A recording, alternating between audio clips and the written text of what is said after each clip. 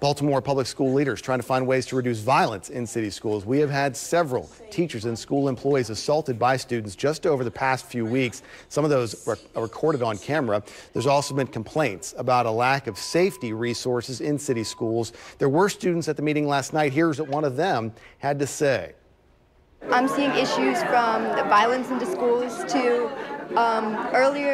last week we just got out early because our toilets weren't working, and all of that just stems and it gives roots to the violence that's happening, because if kids are shown that they don't care, it makes them lash out in ways that are unhealthy.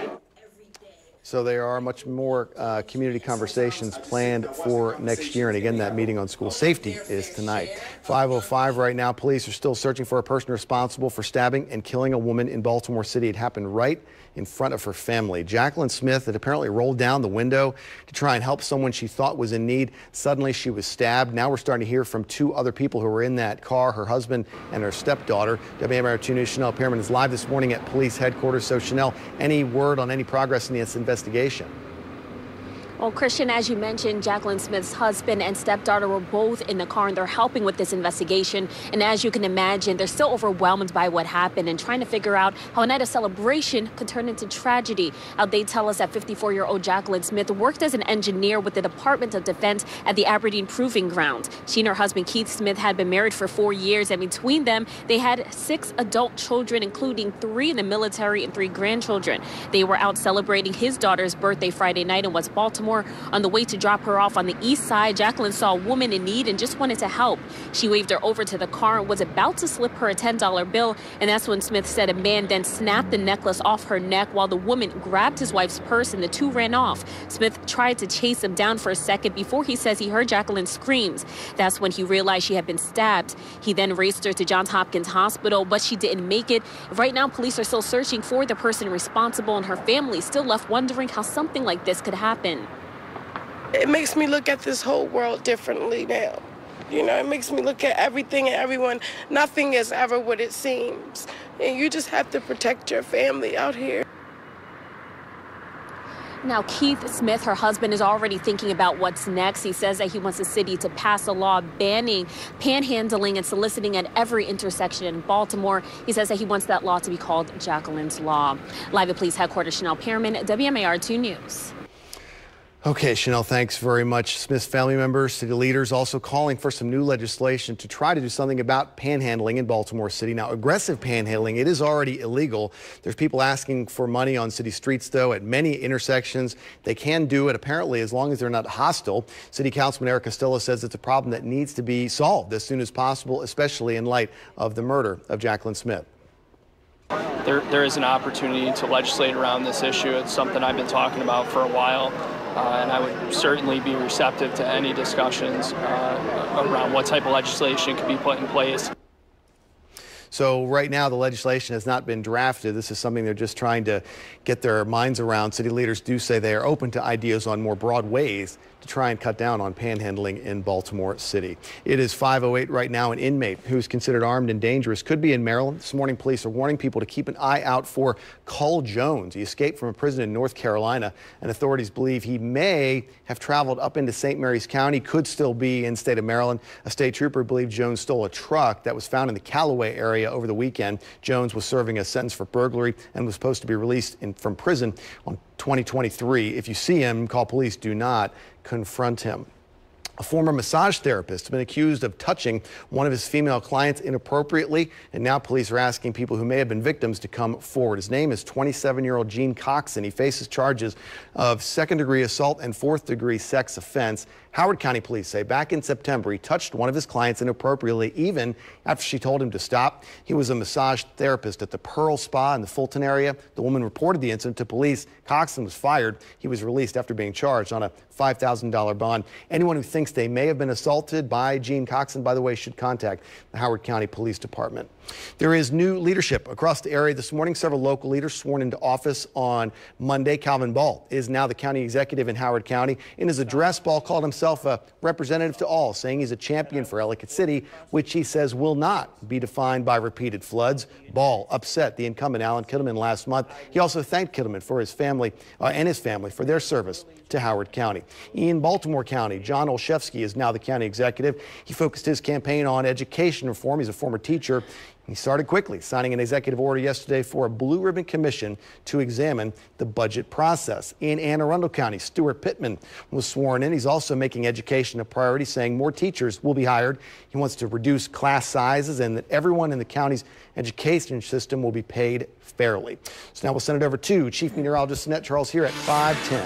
All right, Christian, let's start you out with a look at the satellite and radar this morning. Not a whole lot of activity. Yes, again, we will have some sunshine. We will have some clouds as the day goes on, but we're also going to stay on the dry side for today. So a pretty uneventful day in terms of precipitation. We're going to have to wait around until tomorrow, where we could see possibly maybe a few snow showers, some flurries coming in across the area, and then a bigger storm that we're watching as we head towards the end of the weekend into the beginning of next week.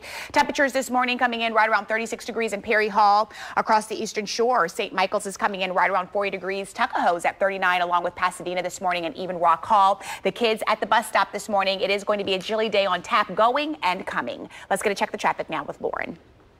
A deadly crash right now in Howard County. A person was struck and killed by a car on Route 175. 175 shut down right now between Oceano Avenue and Pocomoke Avenue. You need to take Route 100 or Route 32 until further notice. Taking a look at road closures in Baltimore City. It's all from Sunday's underground sinkhole. Howard Street still shut down for repairs. This is between Fayette Street and Saratoga Street. West Lexington Street also blocked between Utah Street and Park Avenue. This is impacting light rail service. There is no service between North Avenue and the Convention Center. There are shuttle buses in place. If you're traveling 895, there's long-term construction that reduces traffic to just one lane in both directions between the Harbor Tunnel and Boston Street. It's not leading to delays right now. 95 and 83 are up to speed. 695 here in Pikesville looking good, and drive times are clear on Interstate 70, 97 and Route 50, also in the green. Christian? The body of former President George H.W. Bush will continue to lie in state in the nation's capital today as the public and lawmakers continue to pay their respects. It's just the beginning of the funeral services, really a week of remembrances for the 41st president. We'll let you know what else we can expect this week to honor him right after this break. It is 5:12 right now. You're watching Good Morning Maryland. It is 5:15 right now. President George H.W. Bush continuing to lie in state in the U.S. Capitol Rotunda today. He will be honored throughout the week for a lifetime of service. Omar Jimenez has more about the events at the Capitol from last night. President George H.W. Bush is in Washington, D.C. for the final time. The 41st president lying in state at the U.S. Capitol for a fitting 41 hours until Wednesday morning. The public invited to pay their final respects. President Trump and First Lady Melania arrived at the Capitol Monday evening to say a final farewell. My son, where hours earlier, the Vice President, House Speaker, and Senate Majority Leader shared stories about the man who gave a lifetime of service to his country. His life was a hymn of honor. His legacy is grace perfected. We stand with you in mourning, but also in gratitude. Gratitude for lives well lived and duties thoroughly fulfilled. Many offered personal stories of how the former president touched their lives. I asked him to sign a picture of the flight deck that I could give to my son. But little to my surprise, just in time for my son's winging, there came not only a signed photograph, but, of course, a letter, hand-signed as well. August 2018. The ceremony concluded with a wreath laying. I'm Omar Jimenez reporting. So there's much more going on, including the National Day of Mourning tomorrow for the former President George H.W. Bush. Right now, though, we're going to send it over to Chief Meteorologist Annette Charles. It is 5:17. We get a look at the forecast on this Tuesday morning. All right, Christian, let's take a look at temperatures this morning. As we can see that these numbers are in the upper 30s in some spots. We can see this around Lutherville coming in the mid 30s there. And as we continue over towards Perry Hall, that temperature is right around 37 degrees. This is going to be the name of the game as we go through the rest of this morning. And even as we go into the afternoon, temperatures are not going to bump up all that much. We're looking at numbers that will stay below the average of about 30, actually 49 rather, I should say, as for highs, 49, 48 degrees for highs. I'm going with about 43 43 degrees for a high today. Right now, the temperature in Highland Beach coming in right around 41 degrees. We will have a mix of sun and clouds as the day goes on. Headed over towards Deep Creek. Of course, you're headed to the coldest spot on the map this morning, coming in at 27. Ocean City's right around 40 degrees. So the satellite and radar not picking up on a whole lot. So again, at least we do have a quiet day on tap. We don't have to worry about the rain, but we will have some precip. Yeah, when I start talking about precip, you're talking about what precip are you referring to, Lynette? Well, we do have the potential for maybe a few light snow showers as we head towards tomorrow, maybe a few flurries across the area as well. But right now, not a whole lot of activity. We do have high pressure still in control of our weather, and then we will start to see some changes in the forecast. We're going to have a little upper level disturbance that could be bringing us a few snow showers as we head into your tomorrow afternoon.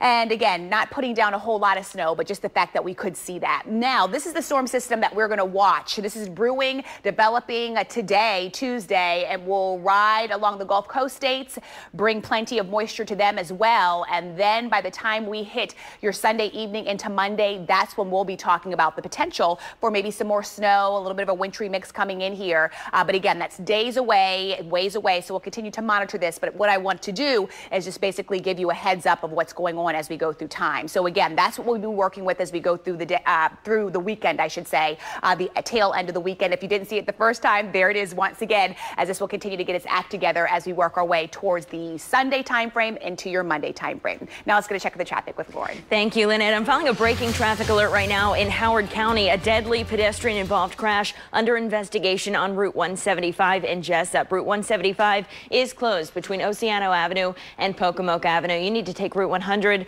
or Route 32 instead. I'm also tracking road closures in Baltimore City. It all follows Sunday's underground sinkhole. Howard Street still shut down for repairs between Fayette Street and Saratoga Street. West Lexington Street blocked as well between Utah Street and Park Avenue. Follow the detours that are in place. This is going to impact travel for the next few days. Light rail service also disrupted. No service between North Avenue and the Convention Center, but there are shuttle buses in place. If you're taking 895, long-term construction reduces traffic to just one lane in both directions between the Harbor Tunnel and Boston Street. It's not leading to any delays at this time, but that could change as rush hour picks up. So take 95 or 695 instead. There is a disabled vehicle here on the Beltway in Dundalk. The right lane blocked on the Key Bridge. Use caution crossing. Christian, over to you. Okay, Lauren, thanks very much. Hey, we got an update for you on a story we brought you last month. There's a motivational speaker who wanted to legally change his age, but he's not going to be able to. Court in the Netherlands has rejected his request. Emil Radelbrand, he wanted to shave 20 years off his age. Right now he's 69. Part of the reason he wanted to change his age to 49 was that he wouldn't be discriminated against on dating websites. But court released a statement saying the age change could have, quote, undesirable legal and societal implications. So, sorry, dude, you're still 69. So leggings could be just the gift your dog is hoping for this holiday season. We're going to show more of those to you and how you can get them coming up. Leggings for dogs. And ahead in our 5:30 half hour, the perfect gift for the human with a sweet tooth. Wait until you get a look at the sweet treat that involves Snickers, Twix, or M&Ms. But before we go to a short break, here's a look at the closing numbers from Wall Street on Monday.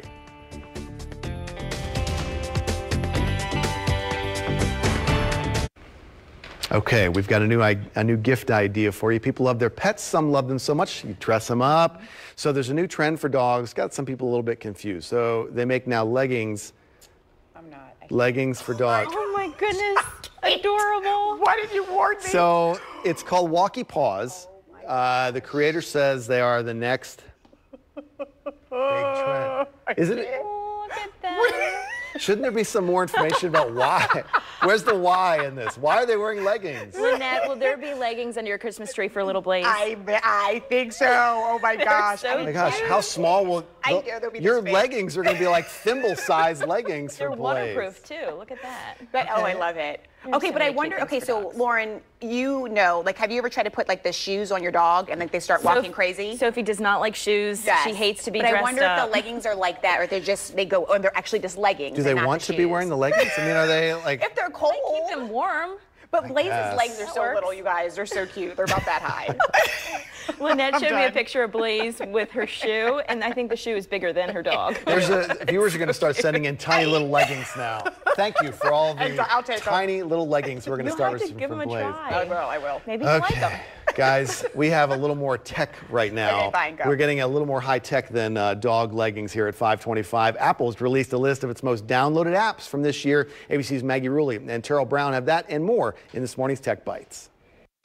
In today's Tech Bites, Apple's most popular apps of 2018. And no surprise, social media apps top the list. Even with privacy issues this year, Facebook was the 5th most downloaded. Number 4 was Facebook Messenger, then Snapchat, Instagram, and then coming in at number 1, YouTube. Starting in January, you may see robot janitors responding to the cleanup on aisle 3. Look at them. Walmarts across the country are installing Roomba-like machines that resemble Zambonis. The unmanned robots will use sensors to plot a path through the store, leaving squeaky clean floors in their wake. And break out your spandex because 2 more classic workouts from cardio queen Jane Fonda will be released later this month. Yep, Lean Routine and Lower Body Solution have been digitally remastered and will be available on DVD in all of their glory. Sign us up. Yep. Those are your Tech Bites. Have a great day, everybody. Tech Bites, sponsored by Quicken Loans. Marriage material. He's already married. Living large. Living with his mama. Entrepreneur. Unemployed. Oh! And here we see the artist making an attempt to bare his soul. It's just a gray dot. Yeah, you can get a mortgage that avoids PMI, but there's no way to avoid MIP on an FHA. Hey! This will help. Rocket Mortgage by Quicken Loans makes the complex simple. Right. Understand the details and get approved in as few as 8 minutes by America's largest mortgage lender. Pain wants to stop you, block you. Like that's gonna happen. Icy hot. Icy to dull, hot to relax. Rise from pain. Icy hot. Hey everyone, quick FYI. Next time you go to the store, the silk has a new look. It looks like this now, okay? So don't look for this, you're looking for this. Don't say it wasn't there, it's there, where it always is. Big silk on it. You're watching the station that's working for you, WMAR2 News. Now, Good Morning Maryland. Well, we had the announcement about the General Motors plant in White Marsh that it is now set to close in April with more than 300 people losing their jobs. Now, the CEO, Mary Barra, has a plan to try and defend the plan to lawmakers. 6 of Maryland's congressional leaders will be meeting with her in D.C. tomorrow. Lawmakers are calling the decision to close the plant in White Marsh, quote, extremely poor corporate citizenship. Commuters need more time to get through the west side of downtown Baltimore, at least for another few days. Crews still working to fix that sinkhole that we told you about yesterday that's closed the intersection of Howard Street and Lexington Street, about a block east of Lexington Market. Until it's fixed, the light rail trains that run up and down Howard Street will not be running, so they're using shuttle buses between North Avenue and the Convention Center and for all those stops in between. It is 5:30 now on this Tuesday morning. Good morning, Maryland. I'm Christian Schaefer. We'll get a check of the forecast from Chief Meteorologist Charles in just a moment. First, though, let's go over to Lauren Cook. So, Lauren, how will those sinkholes still affect the commute this morning? It's going to be an issue for the next few days. Right now, Howard Street is shut down between Fayette Street and Saratoga Street. West Lexington Street also blocked between Utah Street and Park Avenue. And this road work will shut down light rail service. There is no service between North Avenue and the Convention Center, but there are shuttle buses in place. Right now, I'm tracking a deadly crash in Howard County. This happened on Route 175. A person was hit and killed by a car. Route 175 shut down between Oceano Avenue and Pocomoke Avenue. You need to take Route 100 or Route 32 until further notice. There's construction on 895. Traffic reduced to 1 lane between the Harbor Tunnel and Boston Street, but it's not leading to any backups at this time. If you're taking 695, use caution. Here in Dundalk, there is a disabled vehicle that blocks the right inner loop lane. Lynette?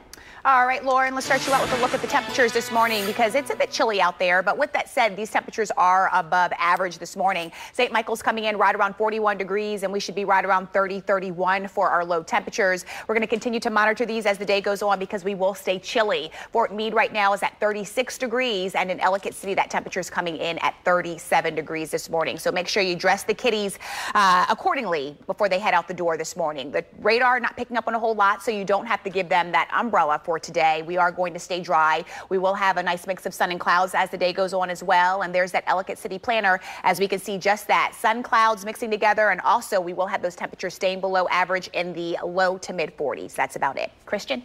Okay, Lynette, thanks very much. It's 5:32 right now, and now to the woman who was stabbed and killed in Baltimore City right in front of her husband and her stepdaughter, Jacqueline Smith. She was trying to help someone that she thought was in need. WMAR 2 News' Chanel Pearman is live for us right now at Baltimore City Police Headquarters. So, Chanel, have police gotten any closer to finding out who did this? Well, Christian, at this time, there has been no arrest in this case, and police are still searching for the person responsible for stabbing Jacqueline Smith to death in front of her family. We did get a chance to hear from Jacqueline's husband and stepdaughter, who, as you mentioned, were both in the car when this all happened. And like so many, they're still wondering how something like this could happen. Jacqueline and her husband, Keith Smith, were out celebrating his daughter's birthday in West Baltimore. On the way to drop her off on the east side, Jacqueline saw a woman who she thought was in need and just wanted to help. She waved her over to the car and was about to slip her a $10 bill. Smith says a man then snapped the necklace off her neck while the woman grabbed his wife's purse, and the two ran off. Now, Smith tried to chase him down for a second before he said he heard Jacqueline's screams. That's when he realized she had been stabbed. He then raced her to Johns Hopkins Hospital, but she didn't make it, and now her family is still overwhelmed, wondering how a night of celebration could turn into tragedy. I just want to make sure that my father is okay because, you know, he's never been through this. Now he's a widower. He hasn't eaten, he doesn't sleep, and, you know, I'm just worried about him. I'm trying to be strong for him. Now, Keith Smith is already thinking about what's next. He says that he wants the city to pass a law banning panhandling and soliciting at every intersection in Baltimore, and he wants that law to be named Jacqueline's Law. Live at Police Headquarters, Chanel Pearman, WMAR 2 News. Okay, Chanel, thanks very much for that report. We will continue to follow the police investigation into the murder of Jacqueline Smith and also that push for new legislation. When we get any updates, we'll post them on air, online, and on the WMAR 2 News app, which you can find by searching WMAR in your phone's app store. 5:34 right now. There's a new way to see how well your child's school performs in things like the state standardized tests, attendance, and graduation rates. Will be available starting today. It's a new system, much more detailed than the performance ratings that they've been using in the past. WMAR 2 News' Megan Knight is live for us in the newsroom, showing us how the new schools report card works. And Christian, yeah, I will admit it's a little overwhelming at first, just because there is so much information packed into this website. So you just have to spend a couple of minutes going through all the categories to see how each school's rating is determined. So this is based on a point system. Each category is given a point value. You can see that in the possible points column there, and then the earned points. You can find data on attendance and graduation rates, proficiency in subjects like math and English, and student success rates, just to name a few. Now, each school is given a star rating. You can see it right there in the top right corner, 1 through 5. That's all based on the total number of points it received. You can also see how a school ranks compared to other schools in your district. State education leaders say that this change will help them to see which schools are struggling and in need of a little more support. So to see how your child's school is doing, we have a link to this report card. It's on our website, WMAR2news.com. Christian? Okay, Megan, thanks very much. Well, today is Tuesday, December the 4th, so Christmas now just 3 weeks away. We'll have some tips on how you can enjoy the holidays without emptying your bank account. And watch out, there's a new scam out there. Details on that coming up. Plus, it's Willy Wonka like you've never experienced before. The Charmery putting a delicious new twist on the classic film. 5:36 now on this Tuesday morning. Okay, welcome back in. Willy Wonka's Chocolate Factory is coming to the Charmery's Ice Cream Factory. They're holding a full sensory movie experience. This is the original Willy Wonka movie, the 1971 version with Gene Wilder. They're also going to offer ice creams and treats related to parts of the film, like Snosberry Sorbet. The first screening is tonight at 6:30. Tickets are still available. They cost $30. This is at the Charmery's Ice Cream Factory in the Union Collective Building, right off 83 there. Tickets for Sunday morning screening are sold out, but the Charmery is added another showing at 2 o'clock Sunday afternoon. So, Lynette, is today a good day for ice cream? Yes. Which has nothing to do with the weather. It has nothing to do with the weather. Because it's every day. Exactly. But if you go on the weather, it's going to be a bit chilly out there for today. Already starting that way, and will stay that way even as we go into the afternoon. Temperatures staying below average as we go into the afternoon. This morning, though, I will say these numbers are a little bit above average. But with that said, again, we still do have that chill in the air, so dress accordingly. The satellite and radar not picking up in a whole lot. We will have some clouds, some sunshine, and we'll pretty much start off with more sunshine and add the clouds a little bit more as the day goes on. So a nice sun cloud mix. mix, and this is what we'll continue to plan with.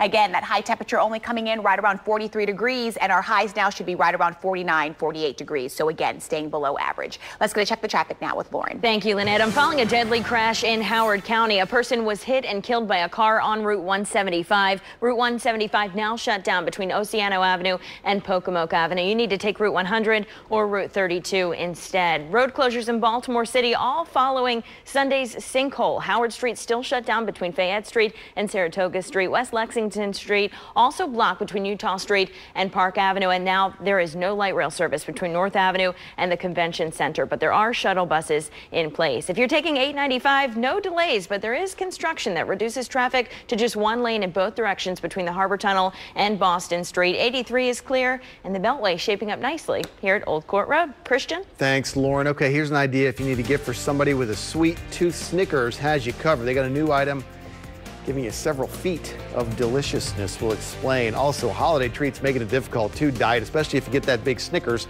around the holidays. How you can survive all those holiday parties and dinners without turning into a Scrooge. It is 5:41. You're watching Good Morning Maryland.